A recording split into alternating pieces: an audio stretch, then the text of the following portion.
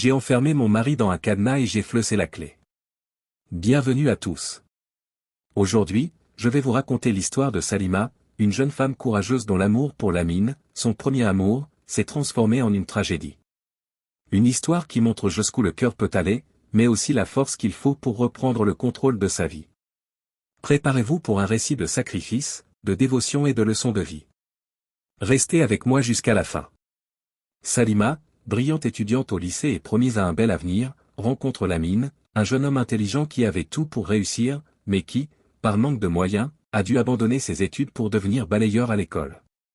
Ce jour-là, elle a besoin d'aide pour ses cours de physique, mais son camarade de classe lui propose plutôt Lamine, qui, autrefois, était excellent en mathématiques et sciences. D'abord surprise, elle hésite, puis accepte. À force de se voir chaque jour, une amitié se tisse, puis, peu à peu, un amour sincère et profond naît entre eux.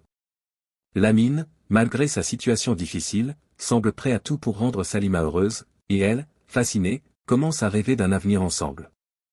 Les parents de Salima ne voient pas cette relation d'un bon œil. Ils ont des plans ambitieux pour elle et pensent que Lamine n'est pas à la hauteur. Mais Salima est amoureuse et déterminée. Elle décide de l'aider en secret. D'abord, elle utilise son argent de poche pour payer ses frais scolaires en cours du soir. Puis, elle commence à voler l'argent de ses parents, allant même jusqu'à utiliser les frais médicaux de son jeune frère pour soutenir Lamine. Salima. D'une voix intérieure, et résolue. Il faut que Lamine réussisse, coûte que coûte. Je sais qu'un jour, il me le rendra. Elle finance ses études jusqu'à sacrifier le loyer de sa famille. Tout cela pour l'amour de Lamine, pour qu'il puisse reprendre ses études. Mais ce soutien, en secret, commence à créer un fossé avec sa propre famille.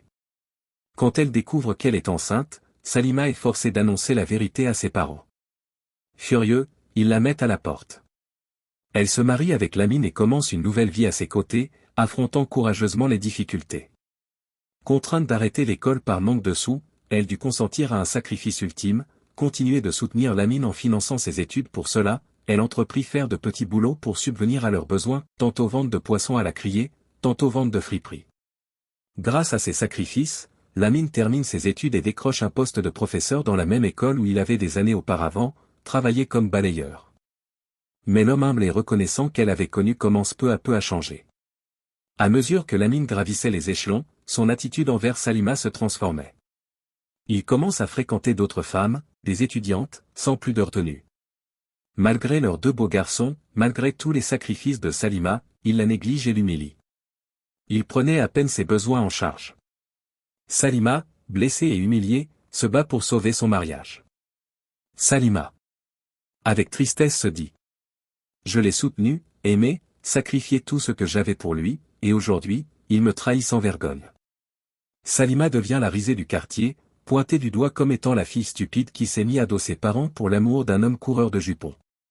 Lamine, quant à lui, prospère, est promu et acquiert de nouvelles propriétés. Son ambition ne connaît plus de limites, et ses infidélités non plus. Un jour, Salima rencontre Lala, une vendeuse ambulante et ancienne camarade de travail. Lala, touchée par les peines de Salima, lui raconte l'histoire d'un ancien filtre d'amour transmis par sa grand-mère, une voyante. Ce filtre consiste en un cadenas ensorcelé, prononcer le vœu d'avoir son mari pour elle toute seule et fermer le cadenas sans retirer la clé. Ainsi, tant que la clé et le cadenas restent connectés, Lamine ne pourra plus être intime avec aucune autre femme en dehors d'elle, Salima sa femme. Cependant, ce filtre avait également un revers: si d'aventure pour une quelconque raison, la clé et le cadenas venaient à être séparés, en plus de ce que Lamine ne pourra plus être intime avec aucune femme, il ne pourra pas même l'être avec elle, Salima. Lala, d'une voix calme, dit à Salima: si tu veux mettre fin à ces trahisons, tu dois jeter le cadenas et la clé à des endroits différents. Une fois séparés, Lamine ne pourra plus tromper ni te faire souffrir. Salima, hésitante: non, c'est extrême. Je l'aime encore, et puis, il est le père de mes enfants. Elle avait à plusieurs reprises tenté de lui faire entendre raison, et plus les jours passaient, plus le fossé se creusait, car Lamine découchait à répétition au profit de son amante, son étudiante de 20 ans, sa cadette, au point de rendre visite à Salima et aux enfants de façon intermittente. Elle alla même à excuser son comportement, se disait qu'il n'avait pas vraiment profité de sa jeunesse vu qu'elle avait été son premier amour. Salima devait supplier pour le voir et elle devait parfois prétexter que cela était un désir des enfants désormais devenu leur seul lien. Plus les jours passaient, plus les choses allaient de mal en pire. Il ne s'occupait plus de rationner correctement la pension des enfants. Manquant de ressources à ce stade, elle n'a d'autre choix, et active le filtre d'amour. Le résultat est probant, Salima commence à entrevoir un retour progressif de son mari. L'espoir était permis, elle commença à planifier un voyage pour leur réconciliation et avait prévu ne pas faire cas de son égarement dès qu'il serait de retour à la maison. Mais en apprenant que Lamine s'est mariée secrètement avec son étudiante plus jeune, plus belle qu'elle, celle qui n'arrêtait pas de la narguer, elle Salima dès qu'elle en avait l'occasion et qui la défia de lui prendre son mari. Le lézard avait profité de la fissure dans le mur. Non seulement il l'avait épousée légalement mais en prime avait fait d'elle la gestionnaire de toutes ses propriétés.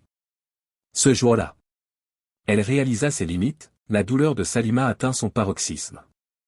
Cette trahison est celle de trop. Dévastée, Salima prend une décision radicale.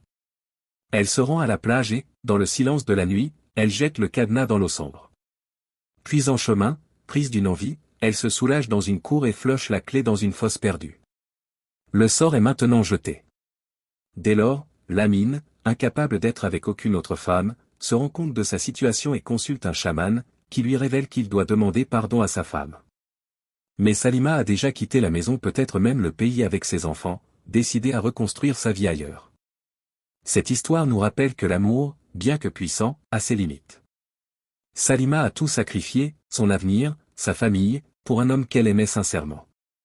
Mais l'amour véritable exige du respect, de la loyauté et des efforts partagés. Salima. D'une voix intérieure, nostalgique mais résolue. Je me souviendrai de Lamine comme de mon premier amour, mais j'ai appris que l'on ne peut pas aimer pour deux. Aujourd'hui, je pars avec mes enfants, déterminé à leur offrir un avenir meilleur, loin de la souffrance et du mépris. Merci d'avoir suivi cette histoire poignante. Si elle vous a touché, laissez un commentaire, partagez vos pensées, et abonnez-vous à la chaîne pour découvrir d'autres récits aussi riches en émotions et en leçons de vie. À bientôt pour une nouvelle histoire inspirante.